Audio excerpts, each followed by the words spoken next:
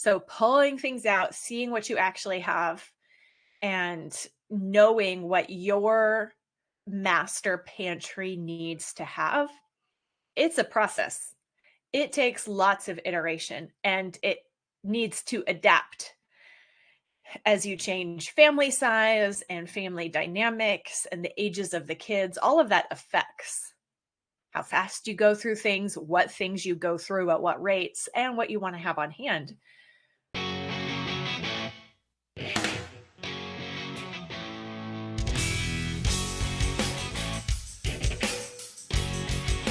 Welcome to Simply Convivial, where we embrace the beauty of our ordinary everyday work with joy and purpose. After all, convivial means cheerful, friendly, and full of life, exactly how we want our homes to feel. I'm Mystie Winckler, homemaker, homeschool mom, and author of the book Simplified Organization, Learn to Love What Must Be Done. Today, I have a clip from last year's kickoff workshop for Simplified Pantry. When I recorded this, our school year had just ended and I was reorganizing the pantry. And so in this clip, I'm talking about the approach of pantry cooking and how that affects both our organization of our pantry and our grocery shopping, as well as even how we collect recipes. Grab a basket of laundry to fold and let's dig in. So, okay, this is my very first summer break project. And so I had the kids help me pull everything out of the pantry, wipe everything down. I did the whole declutter process, which we do in week 1 of Simplified Pantry. And let me just tell you, it is so nice. Our pantry needs to be cleared out regularly. The more use something gets, the more often it has to be cleaned up, tidied up, or reorganized. And there's no cupboard space in the kitchen, but there is a pantry, which is awesome. But it's a closet type size pantry, just a basic small closet. And it's where all the food goes. Whenever we have to make anything, it has to come out of the pantry. And I have all big kids, so they're making their own food. So they are pulling things out of and putting away things in and out of the pantry all the time. So that just means it shows use very quickly. And it's like every 3 months or so, every 3 months it could really use it. And so at least every 6 months I clean out the pantry by pulling everything out, sorting it out, putting it all back the way it should be if we all put things away exactly where they belong. And it can feel, especially before you get started, like it's an overwhelming project. Who knows what you're going to unearth. There's like consolidating things and all of that. And the more often you do it, the faster it actually gets because you've made some of those decisions. So you're just putting things back where you've already decided they go. But sometimes it takes a little bit more time and a little bit more thought because you go, oh, I could really use some more bins or containers, or this really isn't a good situation for the sugar or whatever. It's worth it to iterate those things and it functions so much better. And we spent less at Costco by far because we did this process before I went. And my husband was with me, so I didn't just get anything that was on coupon. That also helped. But I was going to get another big thing of coconut oil. And while I was reorganizing things, it turns out I had an extra already.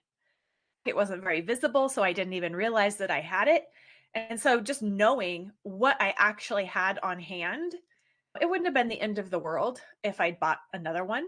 But if I just kept shoving more and more stuff into my space, who knows when I would have unearthed that coconut oil that was hiding. So pulling things out, seeing what you actually have, and knowing what your master pantry needs to have, it's a process.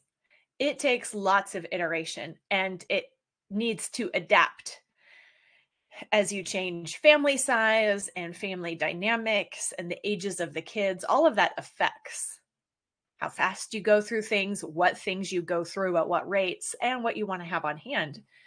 But having a starting point, just because you aren't putting together a master pantry list that's going to last you for the very rest of your life.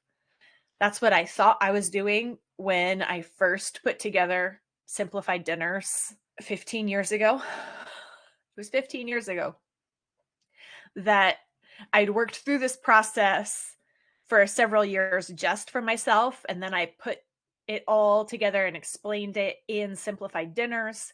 And I started selling that. And I thought at that point, like, I would never have to think about what to buy again. Like, ta-da!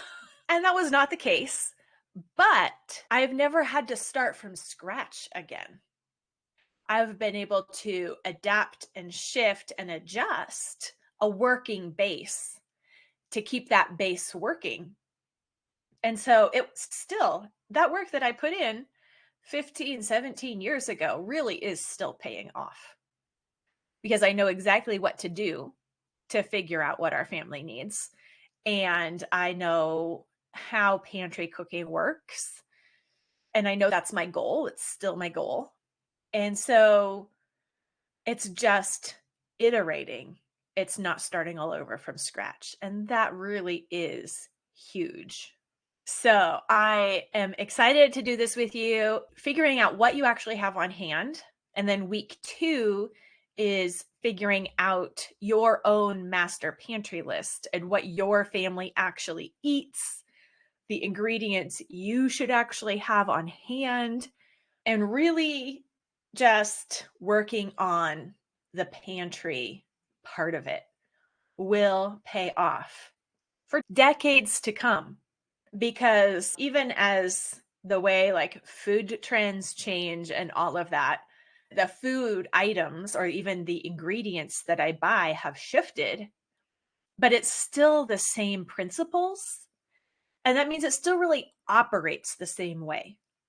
And so having that base level working piece of a pantry that has the items that I need to pull a dinner together keeps us functioning, makes it possible for me to pull together dinners and means that I don't spend a lot of time menu planning. Even if I come across new recipes that I might want to try. Where we live now is the lentil capital of the world. So it felt like a little bit esprit de corps, like maybe we should get into lentils. Not meatless meal. I have tried some meatless ones, but pretty much if it doesn't have meat, my husband doesn't consider it dinner. So lentils with sausage of various kinds is pretty good. But instead of just like doing a trial run with lentils, what did I do? I bought the 25-pound bag of lentils. So I've found 2 recipes that my family will tolerate on the lentils. And I do have several more saved. And so there are 2 ways that my almost 2 decades of pantry cooking experience have saved me in this lentil. It should have saved me from buying a 25-pound bag at a go. At this point, now part of my pantry cooking means like there are lentils in the pantry.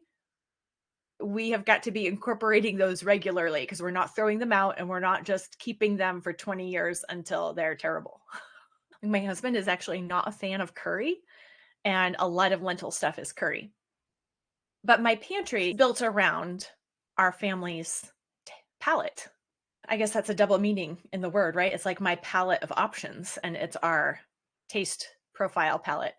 But so that means if I don't already have the ingredients to make the recipe on hand in my pantry as a regular staple, then I don't really need to save the recipe unless I want to go source special ingredients for some reason, which probably for a lentil reason, lentil recipe, I don't. That's not really going to be a special meal.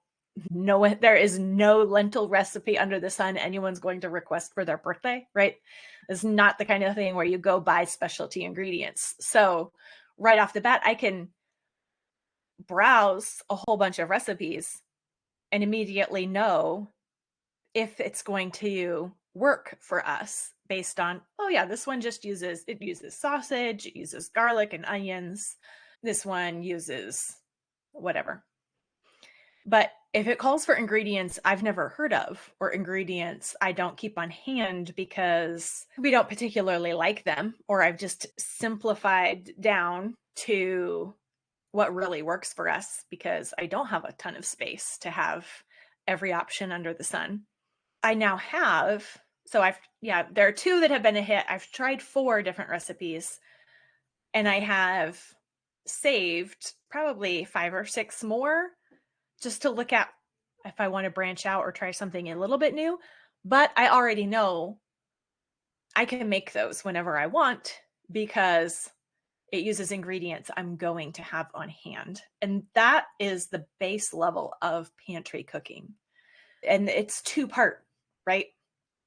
There's the part where you put together your pantry. And that, again, it takes iteration, it takes time, it takes experimentation. It's not just something you decide in your brain ahead of time, figure out, and then apply or like install. It's just software, then you run forever. But it's something that you look at what you have, you look at what you use. And again, this is a part of week 1 and 2 in Simplified Pantry, is you going through the exact same process that I did and that I have to figure out what that master pantry list is. And your master pantry staples are designed around what your family actually eats, not what you wish they liked or what you hope they will like. And that doesn't mean there's never a time for experimental cooking or more creative cooking or something exotic here and there. But for your basic core family meals that you're meal planning just all the time, if the world is your oyster for every single family dinner, you're going to be exhausted and overwhelmed because there are just too many food options in the world these days. The grocery store, it's okay that the grocery store has food items that I will never buy. We don't have to have tried every single thing that the grocery store has to offer. There could just be things that I don't buy. And it's not because they're bad or it's not even because we don't like them. It's just, it doesn't need to be an option. It's nothing wrong with making it an option or to have some kind of special family birthday or holiday meal where you say, you know what, we don't usually do this, but this time we're going to do something we don't usually do. That's fine. That's extra special because it's something you don't usually do. The pantry method is how you establish a family palette, and you build it into your normal family way of eating. And it really does need to reflect your actual normal family way of eating. And if you need to change the way you're eating, it has to be gradually from the base of where you really are and not just jumping from where you actually are into wishful thinking land of there's all kinds of food idealism out there these days, all different styles of food idealism. And that is Simplified Pantry is not about getting to the food ideal. It's about working with your family normal, identifying what your normal already is and just working with that. That's not to say you can't improve your family normal, but you're going to improve your family normal faster if you know where your starting point is and you make small adjustments along the way.